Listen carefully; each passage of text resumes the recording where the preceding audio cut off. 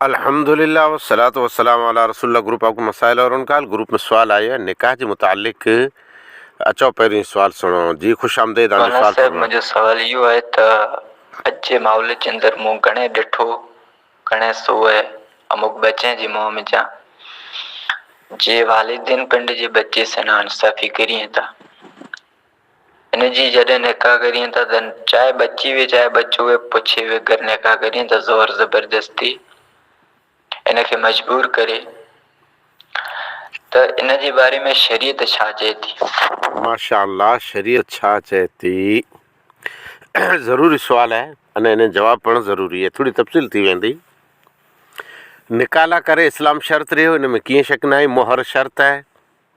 निकाला करे ईजाबो क़बूल शर्त है। तंहिं सवा निकाला करे इस्तीज़ान अने कुफू इन जो पण ख्याल रखे में आयो है। असल घर कीअं त्रुटनि था। कोर्ट में महीने जी को पण तारीख़ वञो, केतिरा मुस्लमान उते उबा आहिनि अने झगड़ो रुॻी तलाक तलाक तलाक तलाक तलाक, ॿियो मुंदो ज न आहे। अॼु सुबुह जो पण फजर जी बांग आवे ई न आवे, तंहिंखां मुंदि हिकिड़ो तलाक जो मसइलो मूं वटि अची चुको हो। तलाकूं बेहद थियनि थियूं। ॿिए नंबर ते तलाक थी पण पहिला घर नथो हले, मारामारी थिए थी। अने थियो 2025 हीज 12 महीनो, थोड़ा ॾींहं थिया आहिनि। कच्छ में केतिरा बनाव बनी विया। भुज शहर जे आज़ू बाज़ू में घर न हलिया। घर न हले त औरत खे कोरो मारे विझणो, ही जो मसइले जो हल आहे। मसइले जो हल ई न आहे। जे घर नथो हले त भले तलाक ॾियो, पर तलाक जी नौबत खुला हुई। पहिरियां की सोचिया न हुआ। छोकिरी में फॉल्ट हो को छोकिरे में फॉल्ट हो। अॼु केतिरियूं मुस्लमान बाइयूं निकाह थी चुकी आहे अने निकाह जी हालत में माइतरे वेठियूं हुई। कोर्ट जा चक्कर खएं पियूं। माण्हू संभाले अने सोचे त मसइलो आसान आहे। घर खुला त्रुटनि था, वेड़ी खुला थियनि थियूं, तलाक जी नौबत खुला अचे थी। अने को बाइयूं लाचार मजबूर थी। हाणे अल्लाह रहम करे, ऐं जंहिंजी तफ़सील नथो चवां, मूंखां ई मड़ा सुधवारा अने होशियार रहियो, समझदार रहियो। निकाह जे वक़्तु इस्तीज़ान ज़रूरी है। इस्तीज़ान भला करो आहे। इस्तीज़ान छोकिरीअ जी इजाज़त गिनणी। यस्ताज़िनुहा अबूहा, अने इहे इजाज़त पेज गिनी पोइ निकाह करे। अक्सर कोरो थिए थो पंहिंजी मर्ज़ीअ सां बाइयूं जेको रहियूं, छोकिरे ने छोकिरी जी माउ ई संग सांगी कई। घर जंहिंखे हलाइणो आहे न उन जी राय पुछियो हुयो अने न उन वटां राय ॻीड़ो हुयो। ई माउ पीउ वेठा आहिनि की ॿिया रिश्तेदार हेॾा होॾा प्रेशर करे, चई छोकिरो खासो आहे, चई ई घरु खासो आहे, हलो हलो हलो हलो हेॾा जा भले भले। 2-3 ॾींहं ख़ुशीअ में से हिकिड़े ॿिए वटि आया, मोहबत मान इज़त, पोइ घरु बर्बादु थियो, कुटुंब बर्बादु थियो, ख़र्चा थिया, केस वकील कोर्टी पुलिस थाणा, हता की ॻाल्हि क़ब्रिस्तान ते पुॼे थी। ज़रूरी आहे निकाह, तंहिंमें इस्तीज़ान। पहली ॻाल्हि त जेकॾहिं वलीअ जी रजा न आहे अने खपे ई लिखी ॾिजे निकाह थी वई, इहे निकाह आहे न। मूं हिकिड़े छोकिरे खे पुछियो, हुनजो मैटर हले पियो, भई तुंहिंजी निकाह चए कोर्ट में मूं निकाह कराई न, तंहिं पुठियां 2 बार ॿिए मौलाना निकाह विधाईं। छोकिरी जो बापा हो? चए न, छोकिरी बापा न हो। छोकिरी बापा न थी, निकाह भले 2 मौलाना पढ़िया आहिनि की 4 मौलाना पढ़िया, इहा निकाह थिए ज न आहे। इस्तीज़ान, इजाज़त तलब करणी, अक्सर ॾिठे में अचे थो त ई मुंदो होए ज नथो। भाईअ खे ना लिया पहिरां अने निकाह थी वई, पोइ अची ख़बर ॾिनो जो निकाह मस्जिद में थी वई। हा भला अलहमदुलिल्लाह, दुआ पढ़े अचे, दुआ पढ़ी आहे। छोकिरी जी इजाज़त ज़रूरी आहे। ॿियो मुंदो नंढी उमिरि जी निकाह आहे न। अक्सर जॻहि ते माइट चवनि था, चए हाणे बच्चा नंढा रहिया आहिनि, पोइ ज़िंदगी जो भरोसो कीअं न आहे, न निकाह करे ॾियो। अहिड़ा मैटर मूं वटि आया आहिनि जे पोइ वॾा थिया त घर न ई हलियो, वॾा थिया त को ऐब ज़ाहिर थी वियो। निंढे जी निकाह शरीयत में आहे ज न को इन खे अक़ुलु आहे, न सुध आहे, न सम्झ आहे। अने ॿिए नंबर ते भारत जे क़ाइदे कानून जे पण मुताबिक़ निकाह न ई थिए, ख़िलाफ़ वर्ज़ी आहे, नंढे बच्चनि जी निकाह आहे ज न।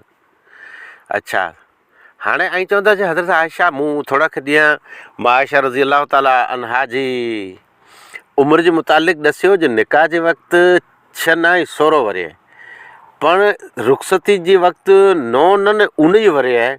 त थोरी तफ़सील ॾसई वई। जंहिं हदीस में 6 लिखियलु आहे उते 2 जो आंकड़ो निकिरियल आहे, जंहिंमें 9 लिखियलु आहे उते 2 जो आंकड़ो निकिरियल आहे। 2 न 9 19, 2 न 6 16। इहो सॼो आहे, अहले इल्म इन वस्तु खे सम्झी सघनि था। छोकिरी जी इजाज़त इहो हिकिड़ो बुनियादी मैटर आहे, मुंदो आहे। अने ज़बरदस्ती न कराए, छोकिरी मना करे छॾे मूंखे ही माण्हू नथो खपे, कीअं वांदो न आहे, पर एतिरी आज़ादी न ॾिए जे माइत्र जेको घर ॾसी जे मूंखे ई नथो खपे, ई नथो खपे, ई नथो खपे। ही प्रेमी पंखीड़ा जिते ते आपघातूं कया वेठा आहिनि, कुरेला वेठा आहिनि, एतिरे लाइ माइत्रनि जी ॻाल्हि न मञो।